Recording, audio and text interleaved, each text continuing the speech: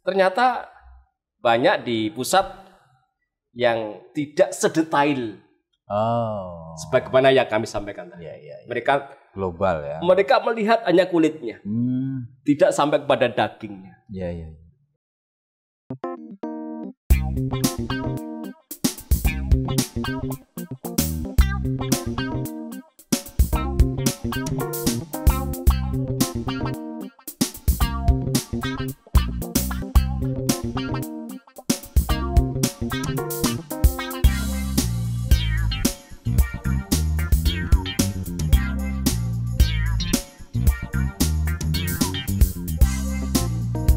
Selamat datang di podcast Kopi Nawa bersama saya Anang Cak Bro. Seperti biasa kita akan ngobrol santai untuk mengukur nalar dan wawasan kita.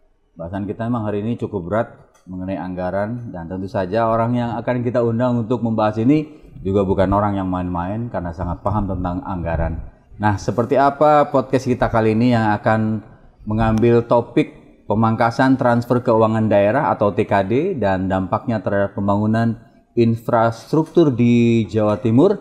Nah, kita akan mengulik dan membicarakan hal berat ini secara santai bersama saya Anang Cak Bro sekali lagi di podcast Kopi Nawa.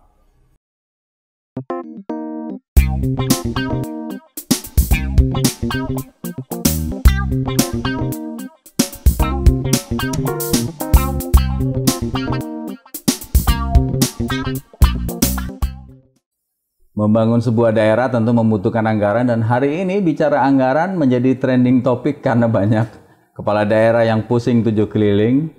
Banyak anggaran-anggaran yang mereka harus atur sedemikian rupa karena pemerintah pusat ternyata harus memotong beberapa bantuan atau anggaran pusat yang mencapai triliunan. Dan hari ini kita mencoba bertanya langsung sebenarnya ada apa dengan anggaran ini bersama dengan Bapak Misyari Effendi SHMH, anggota Komisi D DPRD Provinsi Jawa Timur dari fraksi Partai Demokrat. Assalamualaikum Pak. Waalaikumsalam Mas Anang. Sehat nggih? Alhamdulillah sehat lahir batin. Capek sekali kayaknya. Iya, barusan merampungkan beberapa agenda paripurna, dilanjut rapat Badan Anggaran dengan tim anggaran. Iya betul.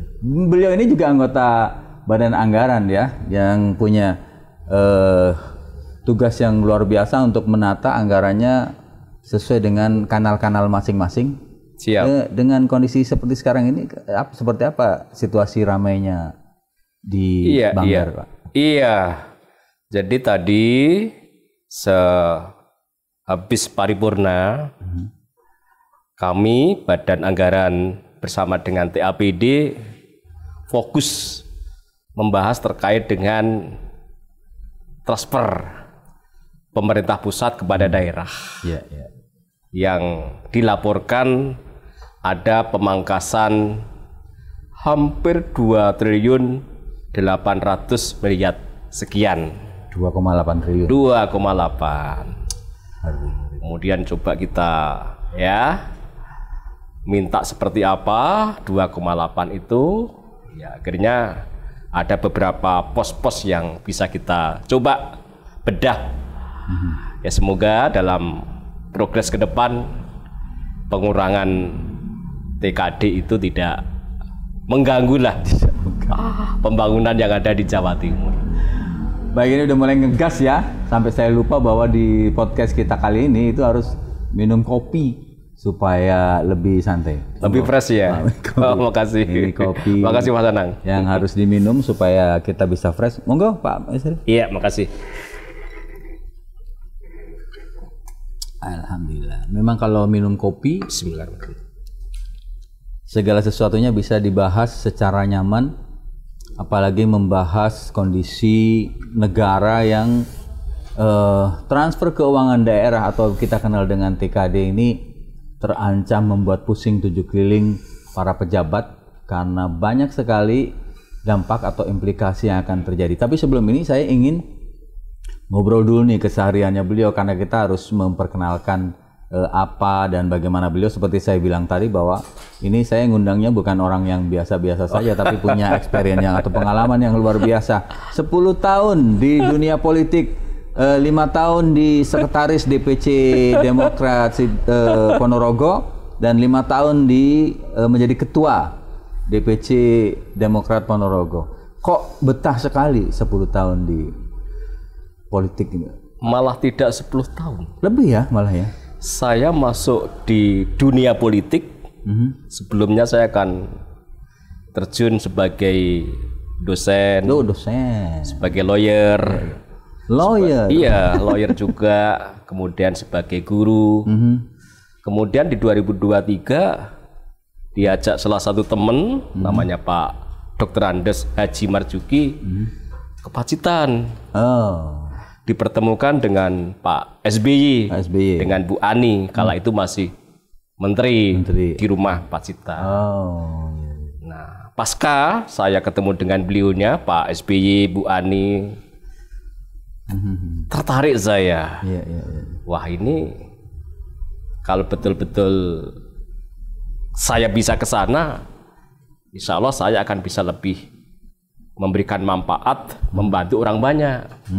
Kalau saya hanya di lawyer, perkara-perkara prudio, ya hanya membantu yang bermasalah saja, khususnya masalah hukum. Nah, dari sanalah akhirnya saya mendapatkan tugas dengan Pak Marzuki untuk ya bagaimana kepengurusan di Kabupaten Ponorogo, ya Partai Demokrat bisa dibentuk.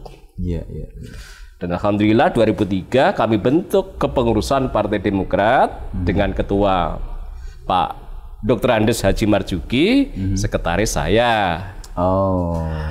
Nah, setelah 2 periode, kemudian saya dipercaya untuk menjadi ketua.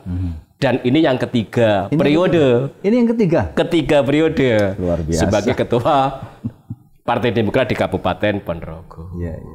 Sementara kalau kita bicara sebagai anggota dewan, alhamdulillah Mas Anang 2004, 2009, kemudian 2009, 2014, 2014, 2019, 2024 saya menjadi wakil rakyat di Kabupaten Ponorogo, daerah pemilihan 3. Kemudian oleh kami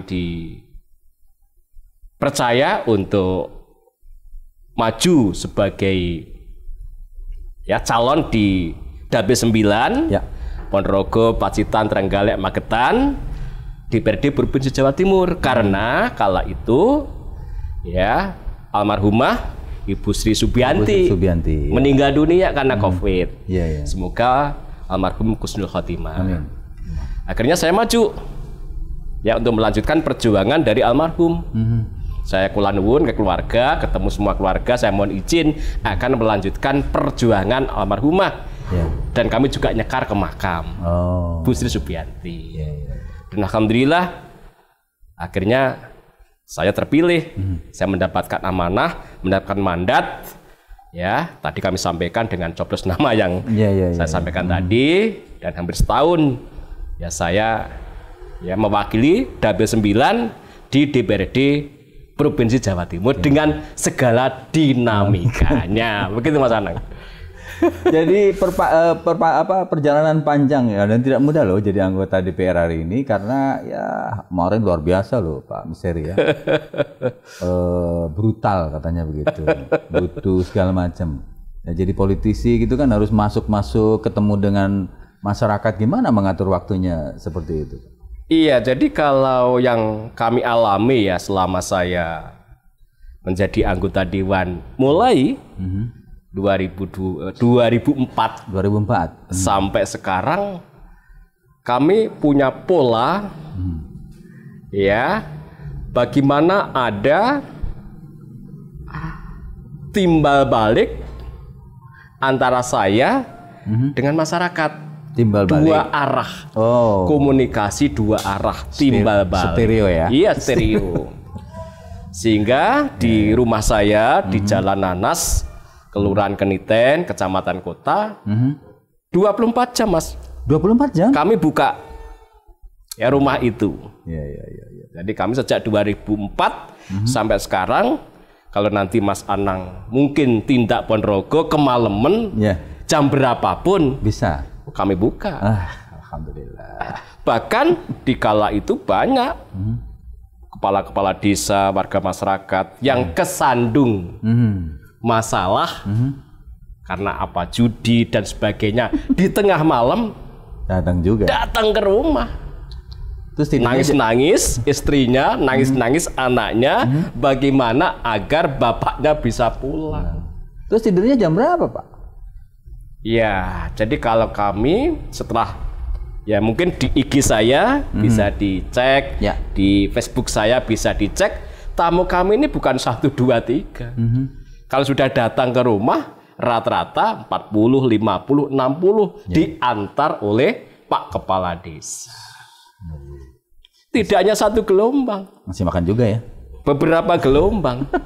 Gelombang ini dari ini, gelombang ini dari ini. Kemarin ya dari Pacitan. Para kepala desa datang dari Trenggalek. Tapi enak. Karena dengan mereka hadir itu oleh-oleh. Mulai ikan dan sebagainya, kemudian gula aren namanya, ya, wah lengkap semuanya. Diputar jadi lagi, kita itu nggak nanem tapi manen. Ya, ini Mas. Ya. Baik, ya kalau sudah begini kan kita bisa tahu bahwa beliau ini punya pengalaman yang luar biasa. Di urusan kedewanan biasa saja. Biasa saja. Sampai segitu lamanya nggak biasa saja, Pak Zeri ya. Dan beliau ini adalah juru bicara Banggar. Makanya saya ingin tahu banyak nih hari ini bahwa ada cerita yang cukup mengkhawatirkan dari banyak daerah di mana transfer ke daerah atau TKD ini diperkirakan dipangkas cukup besar. Kalau seluruh Indonesia sih 650 triliun dan kemudian turun 24,7 dibanding tahun 2015. Nah, di Jawa Timur sendiri, Pak Miseri ya, berapa yang kemudian kita harus terima kayak punishment gitu ya, harus turun, harus dipangkas ini, Pak? Iya, jadi ini masih dinamis ya. Sebelum nanti APBD 2026 kami gedok, kami sahkan, maka perputaran terkait dengan TKD yang dipangkas dan sebagainya ini masih dinamis. Tapi memang ya ada surat dari Kementerian Keuangan yang disampaikan kepada semua, baik pemerintah provinsi maupun pemerintah kabupaten kota, terkait dengan pemangkasan atau pengurangan transfer keuangan kepada daerah. Termasuk Provinsi Jawa Timur. Kalau kita melihat Provinsi Jawa Timur ini di APBD 2025 transfer dari APBN dari pemerintah pusat ke daerah itu hampir 11 triliun sekian. Ya kan? Nah, di 2026 ini sebagaimana yang hari ini sedang disampaikan oleh Pak Sekda, disampaikan oleh Pak Yasin Babeda, disampaikan oleh Pak Arif BPKAD. Dari 11 di 2025 untuk 2026 ini tinggal 8 sekian triliun. Tinggal 8, sekian. Iya, 8, sekian triliun. Sehingga ada pengurangan sekitar 3 triliun sekian. Atau tepatnya di angka 2,8 triliun sekian. Ya. Jadi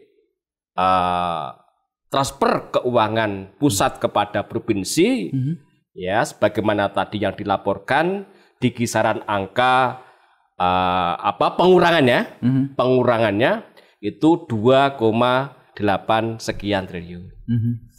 Namun dalam pembahasan di angka itu tadi ada beberapa item yang akhirnya sedikit melegakan juga. sedikit melegakan. Iya, karena akhirnya ketemu di angka 2,1 triliun. Ya, tapi kan tetap berkurang, Pak. Oh, berkurang banyak. Nah, kok masih lega aja? Iya, ketimbang di berita pertama 2,8, kemudian ada beberapa pos-pos, akhirnya ketemu di angka 21 sekian, paling tidak ini sedikit kita bisa bernafas. Apa resep agar pengurangan ini, pemangkasan ini tidak mengganggu?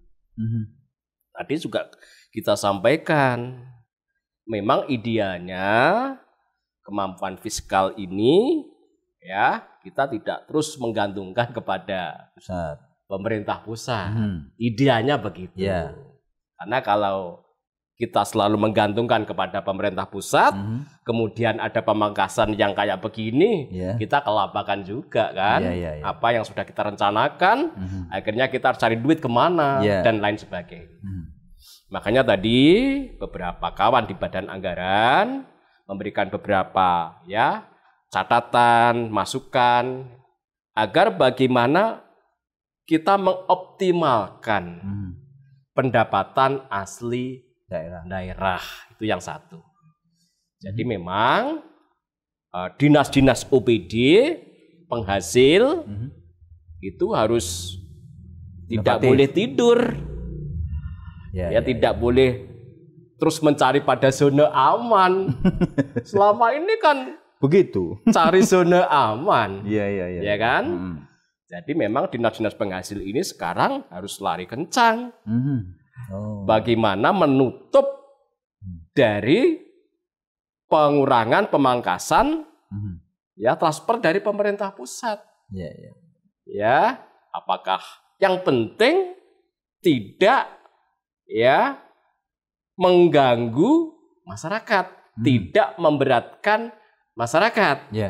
Boleh PAD ini bagaimana cara untuk terus didongkrak, tapi jangan kemudian dikembalikan membebani masyarakat. Itu tadi yang kami sampaikan. Tapi biasanya kan selalu begitu, Pak. Bahwa ketika kemudian kita cari duit, negara nggak punya duit, katakan begitu ya hari ini.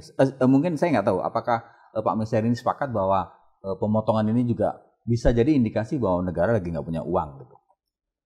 Ada beberapa yang menjadi pemikiran kita ya. Ada banyak asumsi ya. Yang pertama, pemerintah pusat tentu juga sudah melihat kepada pemerintah daerah.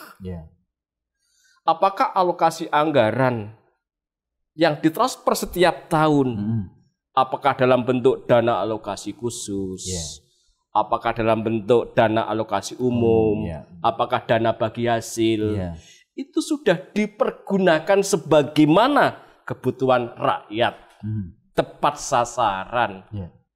Ini kali yang juga menjadi pertimbangan dari pemerintah pusat.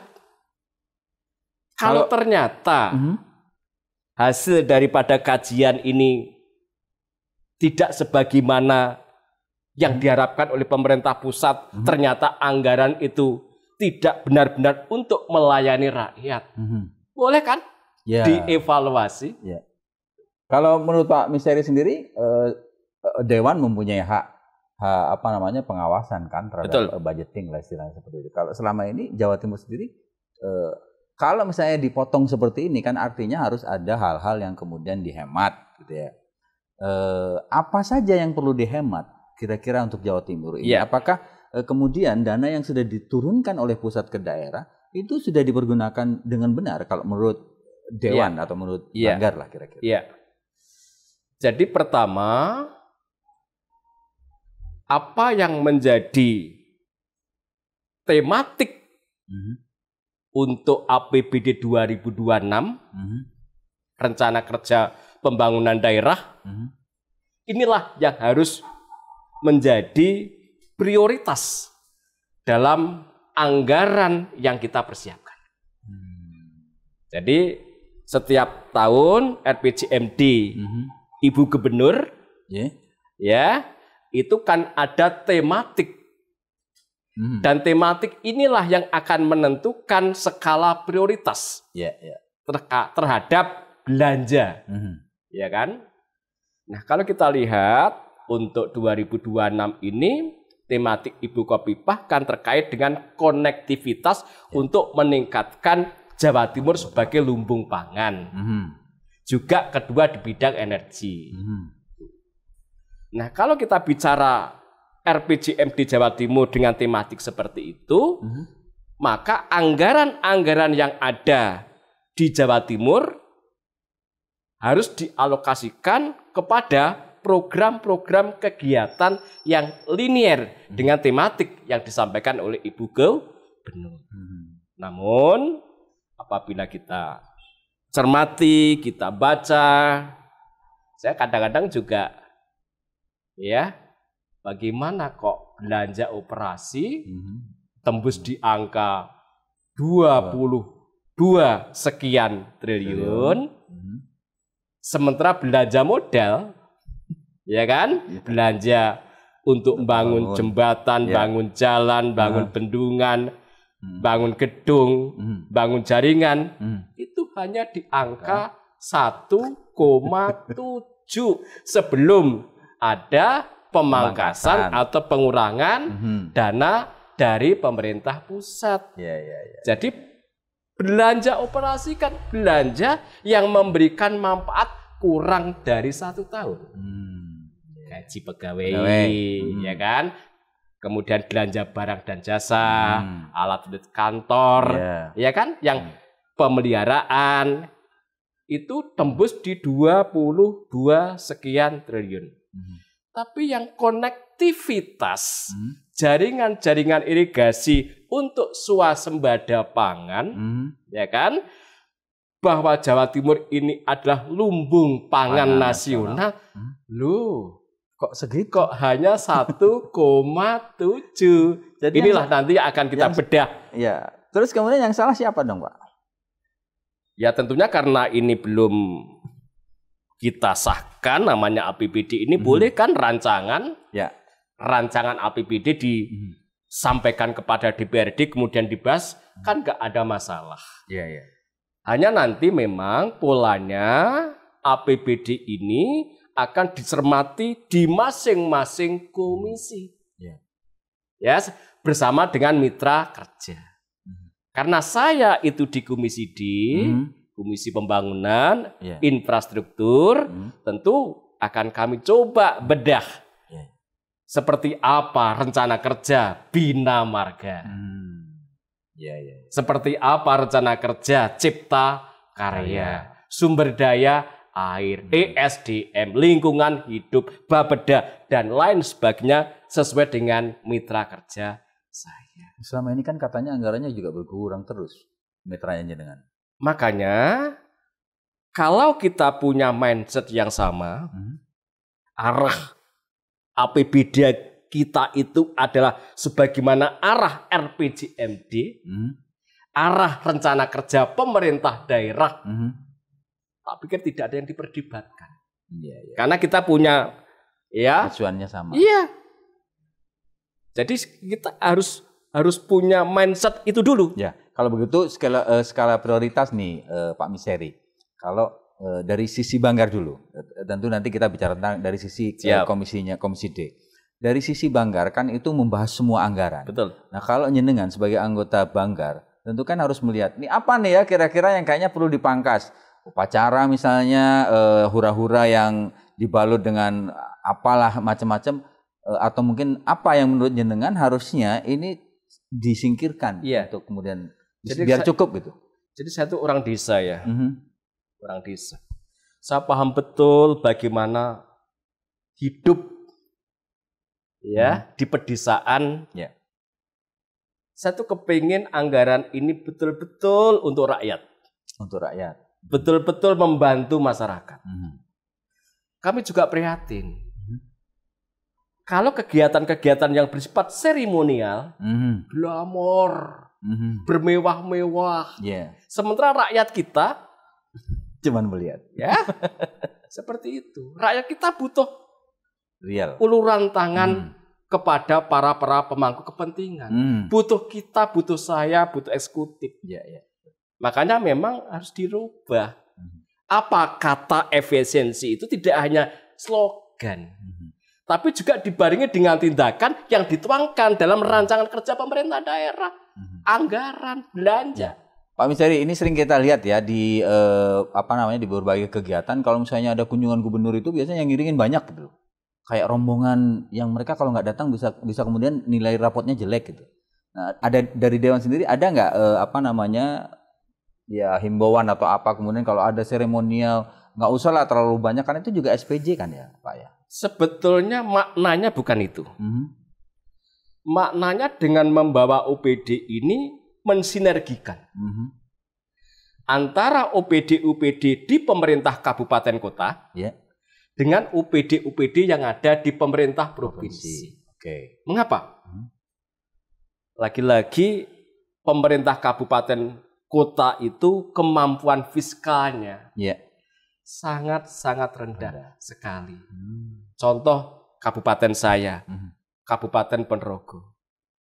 Dari APBD 2 triliun 400 miliar, kontribusi PAD hanya di 300-400 miliar, 10% dari pendapatan. Pacitan sama, Ngawi sama. Kecil ya? Kecil, hanya 10-15%. Ini kalau tidak dibantu oleh pemerintah provinsi, sinergitas antara pemerintah provinsi dengan pemerintah kabupaten melalui OPD yang ada. Terus Jawa Timur 38 kabupaten kota ini nanti akan terjadi kesenjangan. Ya kan? Daerah yang fiskalnya kuat mendapat program-program dari provinsi setiap tahun akan melaju pesat, akan berkembang pesat. Tapi daerah-daerah yang tidak mendapatkan sentuhan, bantuan dari pemerintah provinsi, hanya menggantungkan dari APBD kabupaten kota dengan fiskal yang sangat rendah, nggak bisa berbuat apa-apa. Maka yang maju semakin maju, yang seperti daerah-daerah fiskalnya rendah nggak bisa berbuat apa-apa. Inilah pentingnya sinergitas antara pemerintah provinsi dengan pemerintah kabupaten. Kalau kita lihat di Jawa Timur ini kan ada Tapal Kuda, ya kan? Ada Madura, ada Arek, ada Mataram. Bagaimana pembangunan kewilayahan ini dengan proporsional antara Tapal Kuda, Arek, Madura, dan Mataram. Kalau itu bisa, maka 38 kabupaten nanti akan seiring sejalan. Kita kembali ke urusan pemotongan tadi dan ini artinya kan kita harus memprioritaskan. Kalau menurut jenengan secara spesifikasi gitu ya, apalagi tadi disebutkan bahwa kita ingin jadi lumbung pangan. Artinya ada infrastruktur yang kemudian harus dibangun. Betul. Kalau secara Komisi D, bidang pembangunan dan infrastruktur, ini apa yang seharusnya dikurangi dan apa yang seharusnya kemudian harus diprioritaskan? Saya kepingin ya pembangunan ini berkelanjutan dan berkeadilan. Kalau 2024 sudah dimulai, 2025 dilanjutkan, 2026 ya harus dilanjutkan dong. Contoh, pelebaran jalan provinsi Arjosari Purwantoro. Berhenti sekian lama tahun. Alasannya? Anggaran. Karena saya belum menyentuh ke sana. Menjadi anggota dewan, saya tidak tahu. Tapi 2025 alhamdulillah. Hampir 20 miliar didanai untuk pembangunan jalan provinsi Arjosari Purwantoro. Itu daerah mana? Ponorogo. Pacitan. Oh, Pacitan. Iya. Itu setelah jenengan masuk ya? Iya, setelah saya masuk.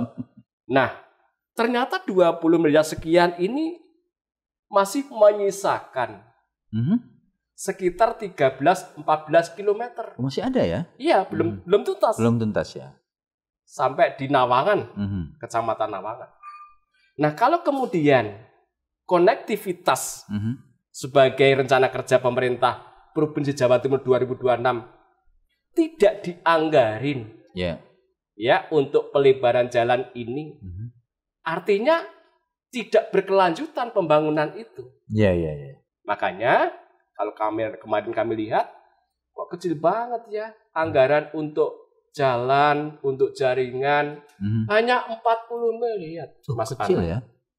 Se-Jawa Timur rancangan APBD yang disodorkan kepada kami DPRD untuk belanja pembangunan jalan jaringan hanya 40 miliar. 38 kabupaten kota, jalan provinsi. Nah, 2025 contoh Maspati Magetan. Satu titik yang kami kawal 32 miliar. Belum rampung. Nah, untuk yang Arjosari tadi kalau kepingin merampungkan, saya sudah berkoordinasi dengan Pak Bupati, dengan Pak UPT di Pacitan, butuh anggaran sekitar 76 miliar. Wih, besar ya. Jadi kalau sekarang di APBD kita, ini kan mandatory spending. Ya kan infrastruktur itu. Hanya dianggarin 40. Artinya apa? Ya 2026 enggak tersentuh. Iya, enggak tersentuh. Itu 40 tadi harus dibagi 38 atau? Iya, 40 M ini berapa disiapkan untuk belanja jalan dan jaringan. Sudah ada titik-titiknya? Ada, titiknya di situ belum ada. Ya, untuk mana-mana. Tapi logika kita 40 miliar. Sekelas provinsi Jawa Timur yang punya jalan sekian, jaringan irigasi sekian. Sampai mana? Atau mungkin perlu dikurangi ASN-nya, Pak? Makanya karena ini masih dalam proses pembahasan, kami akan coba ya skala prioritas yang seperti ini, ya bagaimana ada beberapa rasionalisasi anggaran yang bisa digeser kepada belanja yang lebih prioritas, lebih pro rakyat. Itu harapan saya. Ya kalau misalnya ini habis hanya untuk bayar ASN, berarti kalau stagnan untuk dong. Belanja pegawai sudah aman. Sudah Di aman. angka 9 triliun sekian tadi, sudah aman. Hanya di belanja operasi itu kan macamnya banyak ya. Di samping ada belanja pegawai, ada belanja barang dan jasa, ada belanja ATK, ada belanja hibah, ada belanja bantuan sosial, ada belanja BTT, belanja tidak terduga. Itu semua masuk pada belanja operasi. Ya, yang tidak memberikan manfaat ya lebih dari setahun. Pemeliharaan ya, tidak memberikan manfaat, ATK, makan minum, ya kan? Nah, tetapi kalau itu masuk pada belanja modal, bangun jembatan, itu aset. Ya kan? Bangun jalan Arjosari Purwantoro itu aset. Ya, bisa berkembang untuk masyarakat. Iya, jaringan itu aset. Nah, jadi akan menambah aset. Maka saya seharusnya akan mencoba bagaimana ada proporsionalitas antara belanja operasi dengan belanja modal. Bagaimana caranya untuk bisa membuat itu proporsional? Ya kembali lagi kepada tadi tematik. Kalau tematiknya konektivitas, harusnya Komisi D nih yang jadi harusnya di depan ya. Jalan-jalan yang menjadi tanggung jawab provinsi yang belum rampung, jangan dikasih segitu. Jembatan-jembatan yang juga belum rampung, jaringan-jaringan irigasi yang belum rampung, kita utamakan. Idealnya berapa Pak kalau misalnya kemudian itu harus dikedepankan dan menjadi prioritas? Kalau boleh kami sampaikan, kalau di belanja operasi itu sudah di angka 22, paling tidak di belanja modal kita di angka 5 sampai 10. 5 sampai 10 triliun. Triliun ya? Ya. Itu cukup. Itu cukup. Contoh sekarang kalau kita lihat, kalau kita juga ngikuti di media sosial, Jawa Barat. Jawa Barat. Ya kan? Belanja modal di angka 3. Iya betul. Sekian. Tapi memang tadi juga disinggung, semuanya harus berpuasa. Rapat-rapat tidak ada mami dan sebagainya. Bisa itu ya? Gak ada apa sih yang nggak bisa? Nggak artinya bahwa itu kemudian akan dijadikan semuanya tergantung niat. Dengan kondisi keuangan yang kayak begini, efisiensi, rasionalisasi, nggak ada masalah. Sepanjang hasil daripada rasionalisasi dan efisiensi itu untuk menutup ya kebutuhan. Bagaimana kebutuhan masyarakat? Kita butuh sanitasi, kita butuh air bersih, something kita bagaimana, ya. Apalagi kan 2025-2045 ini kan ada bonus demografi. Kalau ini kita siapkan mulai sekarang. Kita masih urusan stunting, gara-gara sanitasi jelek, gara-gara air bersih jelek. Ini harus kita utamakan. Dari Komisi D yang masuk anggaran berapa orang, Pak? 1, 2, 3, 4, hampir separuh. Hampir separuh? Iya. Hampir separuh dari anggota Banggar? Iya. Atau? Anggota dari komisi. Anggota komisi. Iya. Berarti harusnya bisa dong berjuang, karena perjuangan anggaran ini kan di Banggar. Doakan saja, Mas. Ya, Mas Anang.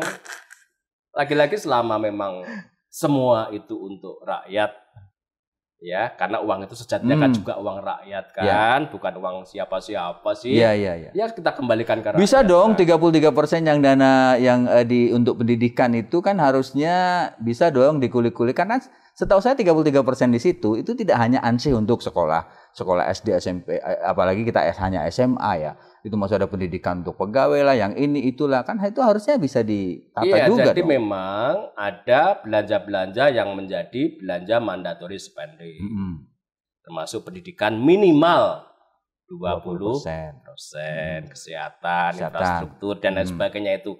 Jadi belanja-belanja yang memang bersifat wajib, bersifat itu karena mandatory harus kita cukupi. Ya kan? Belanja-belanja hibah apakah wajib?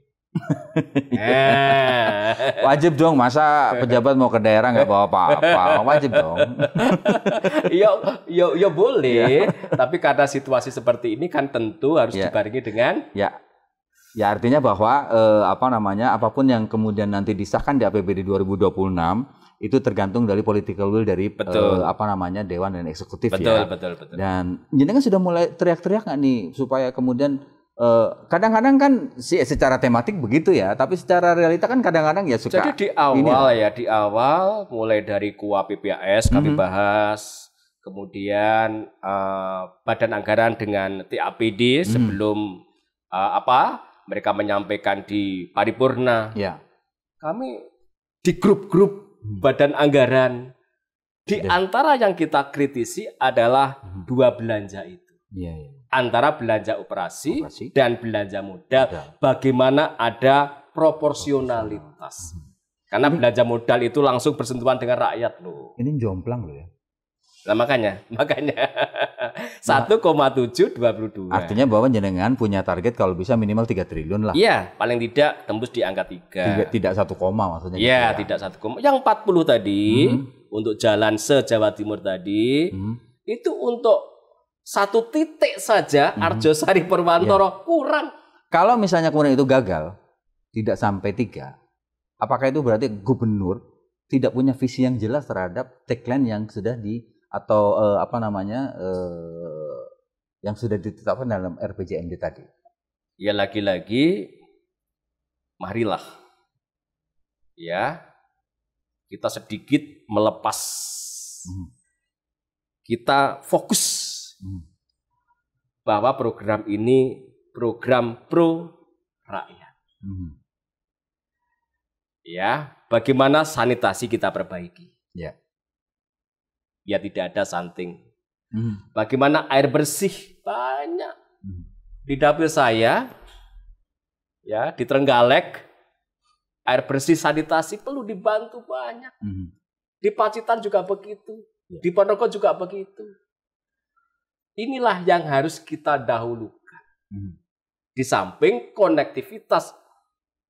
Kalau jalan-jalan ini lebar, jalan-jalan ini mulus, Pak Tani yang punya penghasilan untuk mengangkut, menjual, kosnya akan rendah. Ya, Pak Misteri, tidak banyak orang yang berpikir sama seperti jenengan ya, bahwa apa yang dititipkan oleh masyarakat desa itu harusnya bisa menjadi program yang kemudian ditetapkan di APBD. Tapi seringkali kemudian kita melihat, mohon maaf ini, banyak sekali yang mengatakan begitu. Dewan ini kayaknya tidak terlalu kuat untuk bisa memperjuangkan kebutuhan rakyat sehingga kalah dengan eksekutif. yang akhirnya anggarannya sebegitu besar. Yang pada akhirnya Dewan ini hanya kemudian disebut sebagai tukang stempel saja. Pak Misteri sendiri melihat seperti apa nih? Iya, jadi memang kita ini punya posisi bargaining yang sama. Ya. Eksekutif menyorongkan rancangan APBD.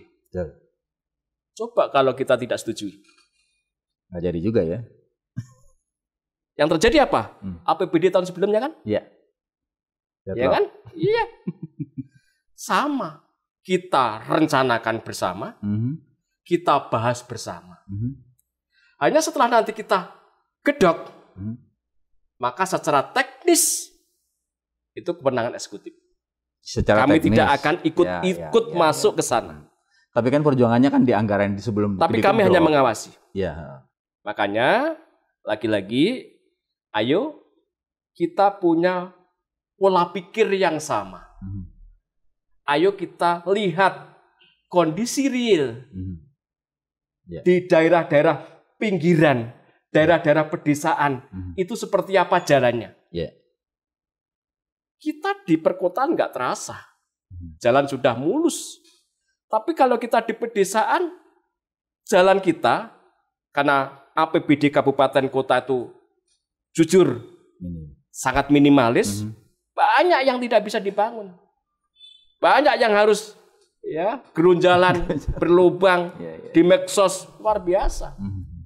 Jadi kalau para pemangku kepentingan ini melihat seperti apa di bawah, mendengar seperti apa keluhan masyarakat, bicara dengan rakyat, saya yakin akan juga terketuk hatinya. Bahwa anggaran dengan pendapatan 28 triliun ini memang bagaimana menjawab persoalan yang ada di masyarakat. Kita minum kopi dulu, kayaknya sudah mulai lerot banget ya.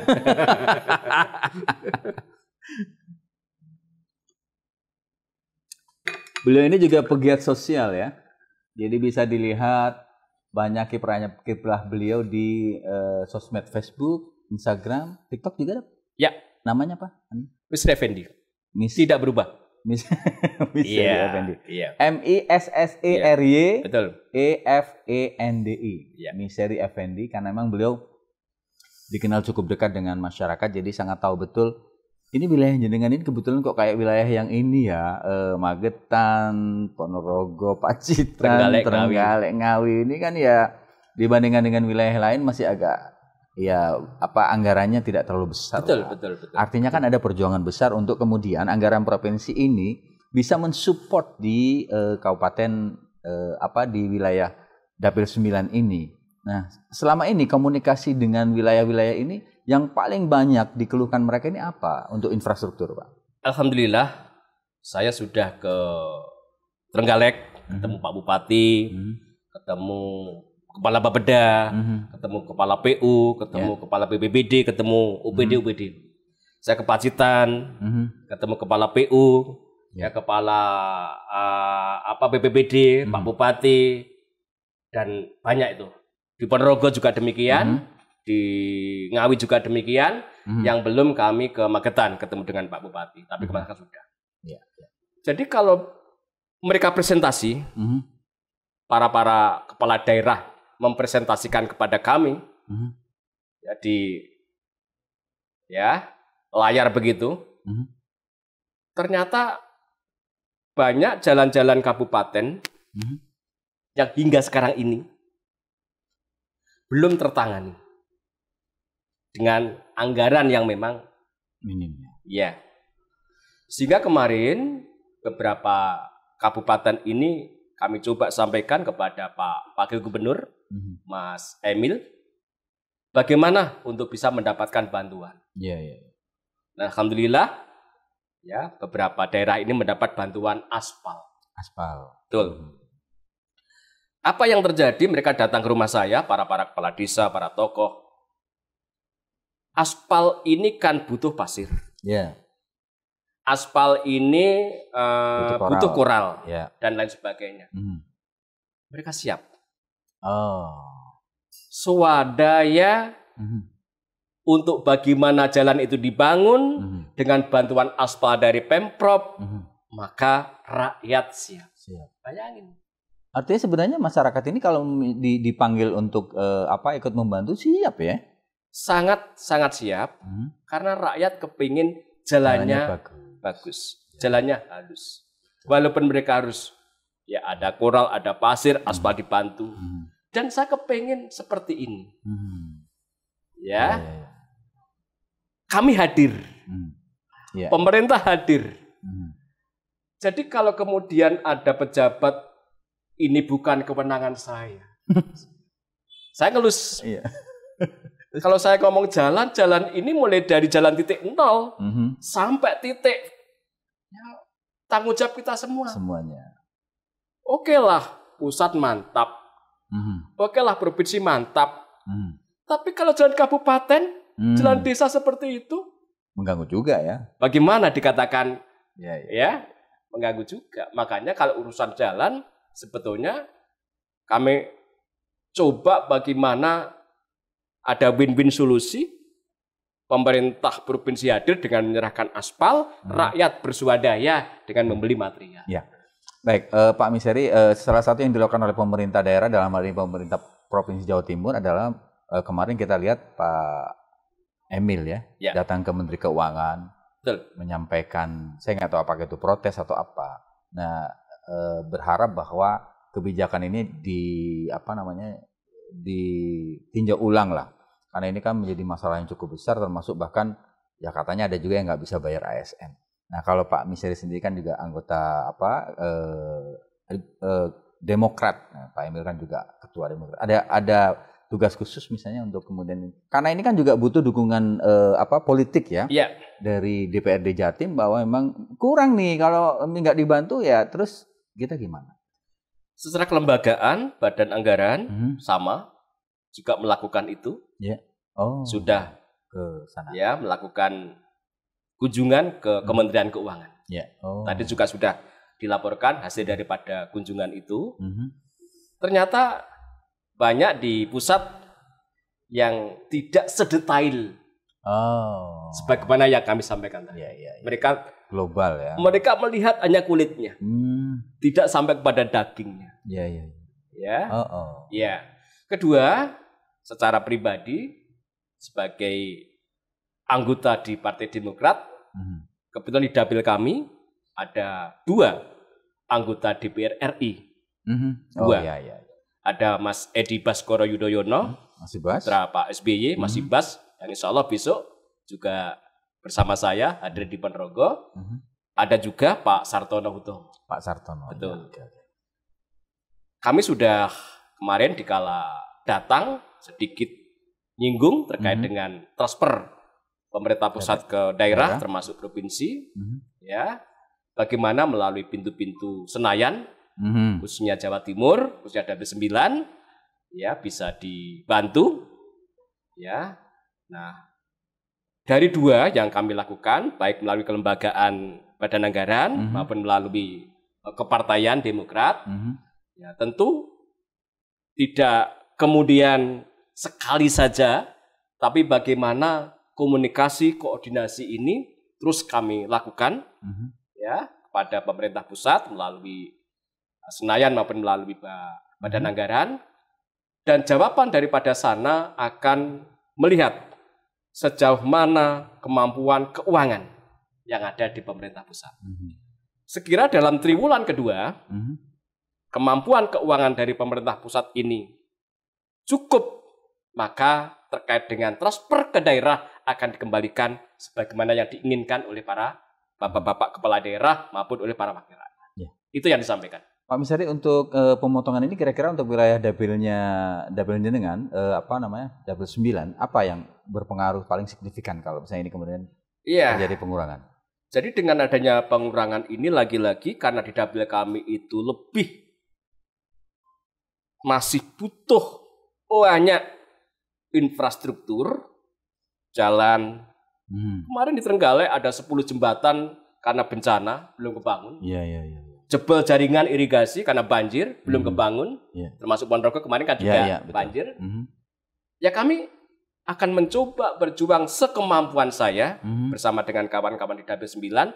Ada 12 wakil Dapil 9 di DPRD di Indrapura, agar bagaimana ya jembatan ini bisa kita bangun kembali, jalan ini kita bisa bangun kembali, jaringan ini bisa kita bangun kembali, ya, dengan catatan ada pola pemahaman yang sama antara eksekutif dengan legislatif, tidak ego sektoral.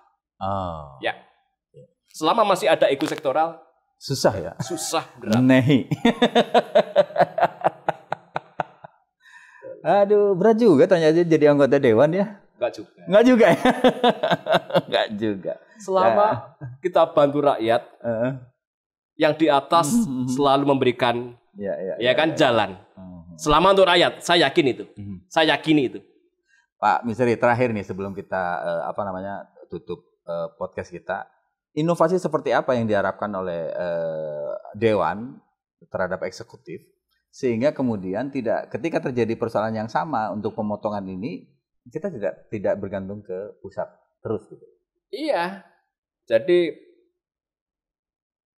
OPD khususnya OPD penghasil.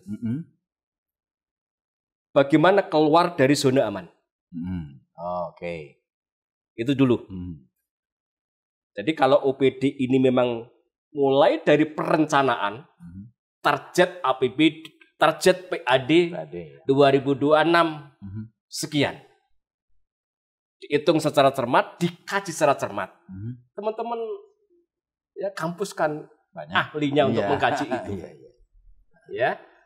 Saya yakin ya bagaimana kita keluar dari ketergantungan itu. Pemerintah pusat itu. Karena Jawa Timur ini luar biasa. Ya, itu yang pertama. Jadi memang teman-teman yang ada di eksekutif ini bagaimana keluar dari zona aman. Kedua, target-target ya yang disampaikan kepada pemerintah provinsi, kepada TAPD, target yang realistis. Jangan target mereka tahu ya kalau target sekian ini sebetulnya minimalis. Untuk menunjukkan prestasi berhasil, akhirnya target itu bisa terlampaui 150%, 140%, 130%. Banyak kan yang seperti itu. Ya kan? Mereka tahu. Misalnya target itu katakanlah 2-3 triliun. Ditulis hanya 1,5 triliun.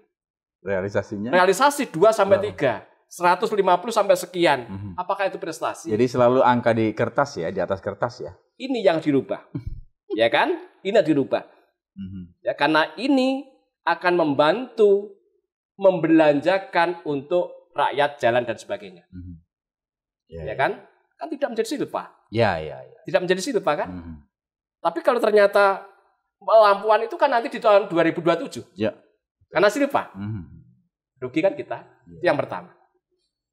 Yang kedua, terkait dengan belanja, bagaimana ada rasionalisasi. Rasionalisasi. Betul. Karena ada pengurangan tadi. Apa yang dibiayai, belanja-belanja apa? Belanja-belanja yang mandatoris spending dulu. Belanja wajib dulu. Ya kan? Infrastruktur sekian persen, pendidikan sekian persen, kesehatan sekian persen, stunting sekian persen, itu dulu. Setelah semua terkait dengan belanja mandatori ini tercukupi, okelah baru belanja yang lain. Contoh, BTT itu penting. Belanja tidak terduga untuk mengcover bencana di Jawa Timur. Itu sangat-sangat penting.